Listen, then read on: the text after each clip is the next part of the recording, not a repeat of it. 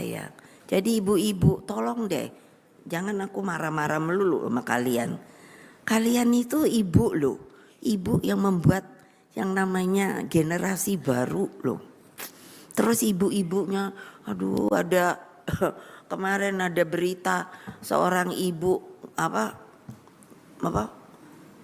mati nyiksa anaknya. Aku saya mikir nih ibu apa toh yo? Itu produk Republik Indonesia. Terus saya baca koran, sekarang orang banyak stres. Nah itu kan saya sampai bingung, kenapa justru sudah merdeka banyak stres, padahal saya bandingkan ketika sedang bergelora yang namanya ingin merdeka itu sampai bisa namanya mengorbankan diri, itu nggak ada stres berarti, rela.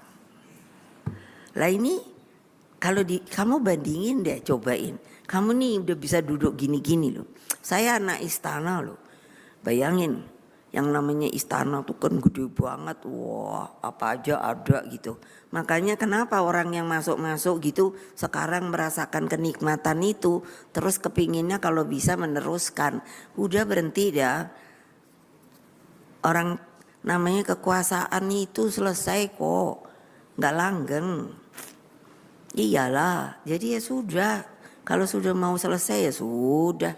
Lah saya aja 3 tahun cuman ya sudah, nggak boleh lagi ya sudah. Ibu Megawati mengatakan bahwa orang semakin di era ini semakin stres.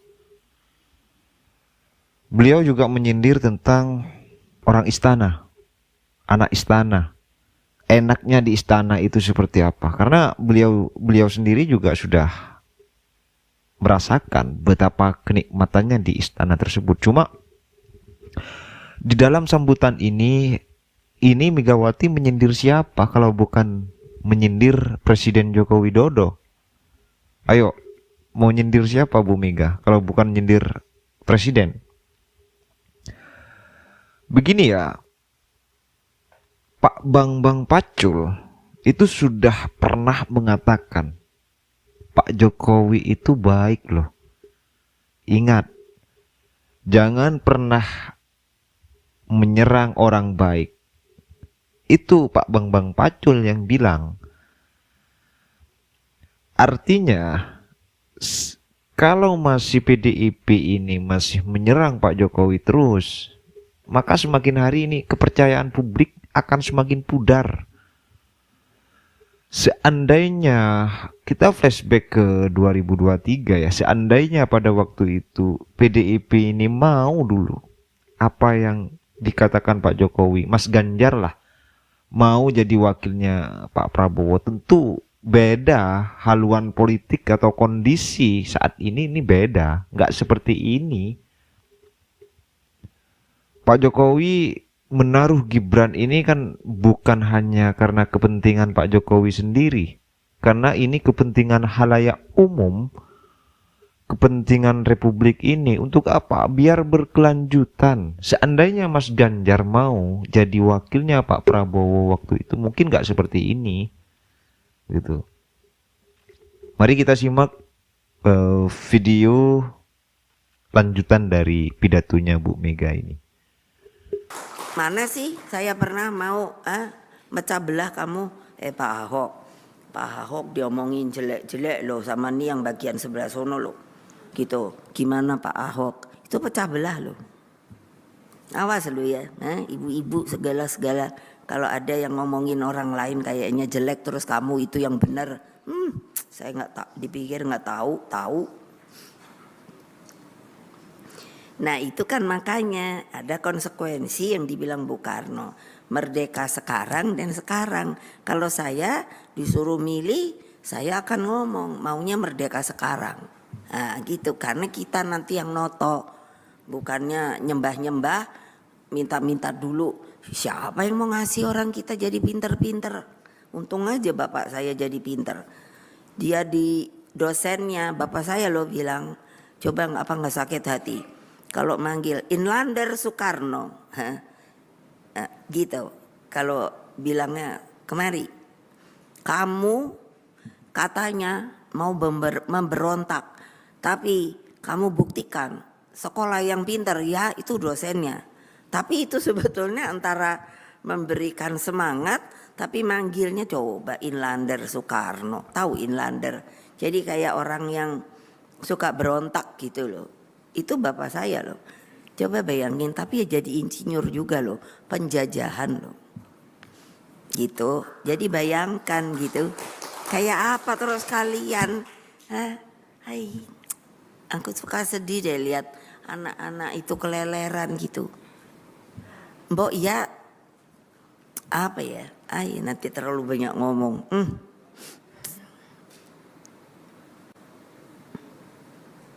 Itu makanya kenapa beliau udah siap kan dibuang.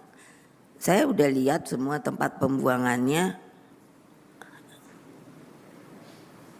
Ende, Perapat, Mentok, Bengkulu. Coba, gak boleh orang pada takut. Itu mau kalian dibegitukan lagi kan gak mau, ya jangan deh. Tapi ya gitu kamu juga, aduh mesti berpikir ini demi Indonesia loh. Bukannya buat siapa-siapa. Nah udah gitu apa coba? Aduh kemerdekaan tuh kan dipertahankan dengan revolusi fisik. Berapa sih yang ini korbannya waktu di meja, waktu tempur mempertahankan kemerdekaan loh. Itu ada peristiwa 10 November itu di Surabaya. Nah itu kan ada, tapi itu kayaknya bukan 10 November. Yang ada rakyat yang naik di hotel Oranye, ya toh, namanya hotel aja Oranye. Itu kada benderanya merah putih biru, itu dirobek. Apa nggak mikir ya kalau ditembak tuh? Makanya kamu tuh wartawan juga jangan mikir deh, kayak apa? Masa nggak ada sih nenek moyang situ, rasanya ada deh yang pernah ikut perjuangan. Ya, berbicara persoalan perjuangan Bung Karno dulu memang sangat berdarah-darah untuk memerdekakan Republik ini. Sebenarnya bukan hanya Bung Karno sih, banyak pahlawan-pahlawan yang lain. Cuma pada waktu itu karena Bung Karno ini adalah orang yang paling jenius, orang yang paling berintelektual secara akademisi dan keilmuan juga bagus. Pada waktu itu Bung Karno dan Bung Hatta sebagai wakilnya. Jadi tidak heran ketika Bu Megawati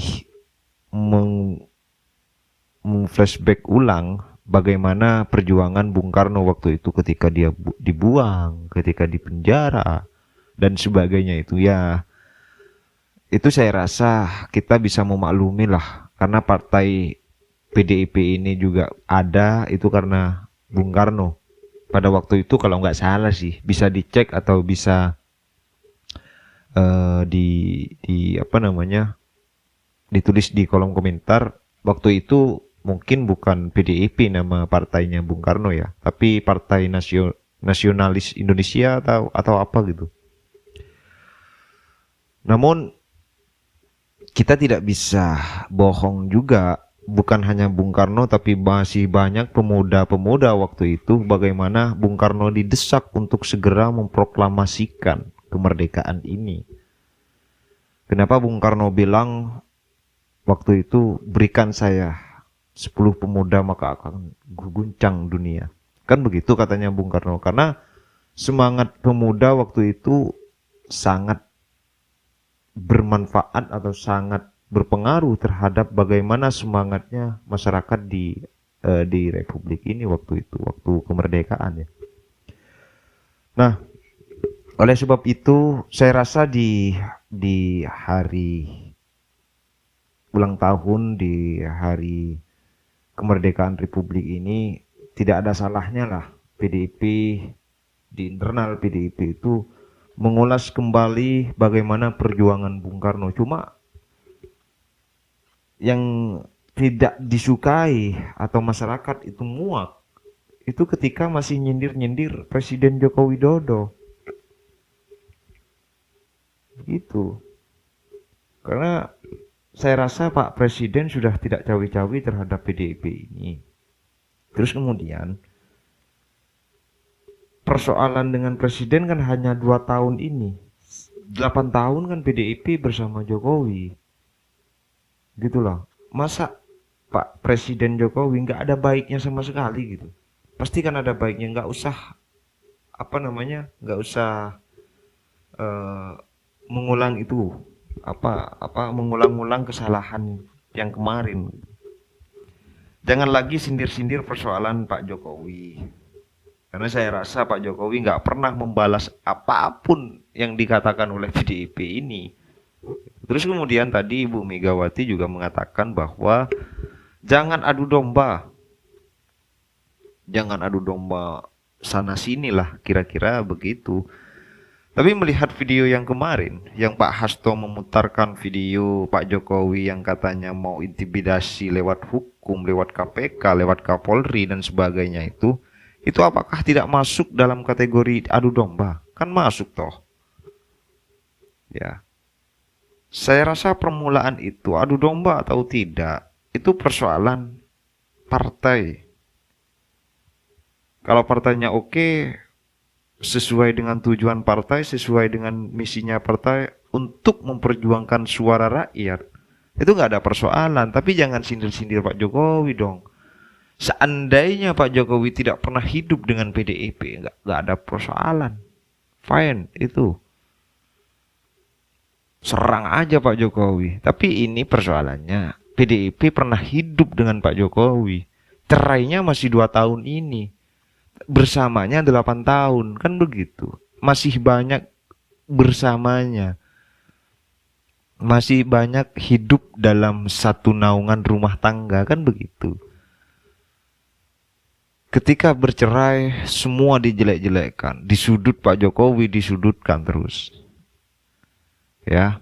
Jadi saya rasa biar partai PDIP tidak tambah ke sini, tambah merosot kepercayaan publik, ayolah kita bangun. Kalau memang mau mengkritik Pak Prabowo nantinya, oke lah, kritik saja Pak Prabowo. Tapi kalau nyindir-nyindir Pak Jokowi janganlah, ya.